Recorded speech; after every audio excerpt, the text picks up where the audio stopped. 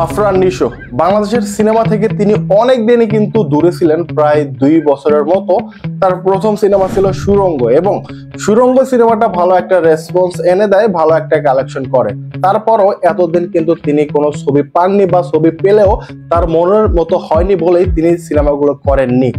অবশেষে তিনি এই ঈদে ফিরছেন তার দাগি সিনেমা নিয়ে। আর দাগি সিনেমা নিয়ে কি বলবো, এই সিনেমাটা ঈদে রিলিজ হবে আর মাত্র 1 মাস বাকি আছে, বাট এই সিনেমার এখনো প্রচারণা শুরু হয়নি। এমনকি এই সিনেমার একটা অ্যানাউন্সমেন্ট ভিডিও ছাড়া এখন পর্যন্ত আমরা কোনো কিছু সামনে পাইনি। একটা পোস্টার, লিক পোস্টার বলতে পারেন বা ফটো বলতে পারেন, যেটা পেয়েছিলাম, বাট ওইটা কিন্তু ওর্দি না এই সিনেমাটার প্রমোশনের জন্য। আর যতদূর শুনলাম এই সিনেমাটার শুটিং শেষ হয়ে গেছে গতকাল। তাহলে ভাবুন, এই সিনেমাটা রিলিজ হবে ঈদে, আর ঈদের বাকি মাত্র 1 মাস, আর এখন এই সিনেমাটার শুটিং মাত্র শেষ। তাহলে এই সিনেমাটার এডিটিং কেমন হতে পারে, মেকিং কেমন হতে পারে, আশা করি আপনারা যারা সিনেমা দেখেন তারা বুঝতে পারবেন। এত কম সময় নিয়ে এত বড় একটা সিনেমা করা সত্যি কিন্তু অসম্ভব। আর যদি করাও হয় তাহলে সিনেমাতে অনেকগুলো খুঁত থাকার সম্ভাবনা কিন্তু জটিল। যখন এই মুহূর্তে এই দাগি সিনেমার প্রমোশন করা উচিত, টিজার আনা উচিত, এবং এই সিনেমার গানগুলো রিলিজ করা উচিত, আর আমরা বুঝতে পারলাম গতকাল এই সিনেমার নাকি প্যাকআপ হয়ে গেছে, শুটিং প্যাকআপ হয়ে গেছে। সো এখন এই সিনেমাটার পোস্ট প্রোডাকশন মানে এডিটিং এর কাজ চলবে, দেন আমরা এই সিনেমার গানগুলো দেখতে পারবো, তারপর আবার ট্রেলার টিজার দেখতে পারবো, দেন এই সিনেমাটা ঈদে রিলিজ হবে। এটাই কিন্তু একটা স্বাভাবিক প্রসেস, বাট আমার মনে হয় না যে দাগি সিনেমার ক্ষেত্রে এই প্রসেসটা হতে চলেছে। আর যদি এই সিনেমার গানগুলো সিনেমা রিলিজের আগে রিলিজ করে, তাহলে গানগুলো রিলিজ করার সময় কিন্তু খুবই কম।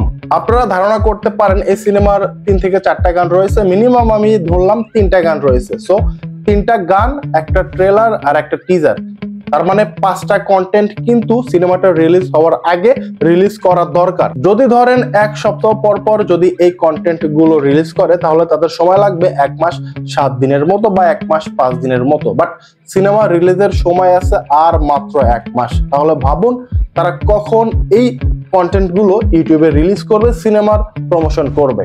অন্যদিকে আপনারা আফরান নিশো ফ্যান যারা রয়েছেন তারা বলতে পারেন বসের সিনেমার প্রমোশনের কোনো দরকার নেই, আমরা এমনিতেই সিনেমা হলে গিয়ে সিনেমা দেখবো। ওকে, ঠিক আছে, আমি মানলাম আপনাদের কথা, বাট একটা সিনেমার হিউজ সাকসেস আনার জন্য সিনেমাটা একদম পুরো বাংলাদেশে ছড়িয়ে যাওয়া উচিত। প্রত্যেক মানুষের মুখে মুখে যখন থাকবে সিনেমাটা, তখন কিন্তু সেই সিনেমাটায় ভালো ইনকাম করতে পারবে। যেমনটা ইনকাম করে দেখিয়েছিল হাওয়া সিনেমাটা। হাওয়া সিনেমার একটা গান কিন্তু সিনেমার কালেকশনের উপরে ব্যাপকভাবে প্রভাব ফেলে এবং হিউজ একটা কালেকশন এনে দেয়। এজন্য যে কোনো সিনেমা রিলিজের আগে ভালোভাবে প্রমোশন করা উচিত, গানগুলো রিলিজ করা উচিত, যাতে মানুষ বুঝতে পারে যে না, ঈদে একটা সিনেমা আসছে এবং এই সিনেমাটা আমাদের সিনেমা হলে গিয়ে দেখতে হবে। বাট আমাদের দেশের সিনেমাগুলোর ক্ষেত্রে আমরা কিন্তু এই নিয়মটা বা এই প্রসেসটা চোখেই পড়ে না আমাদের। অন্যদিকে বরবাদ সিনেমাটা, শাকিব খানের বরবাদ সিনেমা একটা বিশাল বাজেটের সিনেমা, সেই সিনেমার প্রমোশনে কিন্তু হচ্ছে না। আর এরকম ফালতু প্রমোশন কিন্তু অবশ্যই সিনেমাতে ইফেক্ট ফেলবে। যদিও শাকিব খান এবং আফরান নিশোর অনেক ফ্যান রয়েছে, প্রমোশন না করলেও চলবে, এমনিতে সিনেমাগুলো হিট হয়ে যাবে। তারপরেও সিনেমার ব্যাপক সাফল্য পেতে অবশ্যই প্রমোশন প্রয়োজন। অন্যদিকে সিয়াম আহমেদ জঙ্গলি, সেই সিনেমাটার কিন্তু অলরেডি প্রচারণা শুরু হয়ে গেছে। তারা কিন্তু গান রিলিজ করে দিয়েছে, প্রি টিজারও রিলিজ করে দিয়েছে, এবং টিজার ট্রেলারও রিলিজ হবে। সো তারা কিন্তু তাদের ওয়েতে এগুচ্ছে, যেহেতু সিনেমাটার শুটিং অনেক আগে শেষ হয়েছিল, সেজন্য তারা সময় পেয়েছে প্রমোশন করার।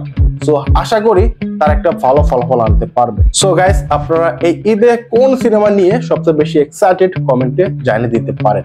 তো ভিডিও পর্যন্তই, ধন্যবাদ সবাইকে।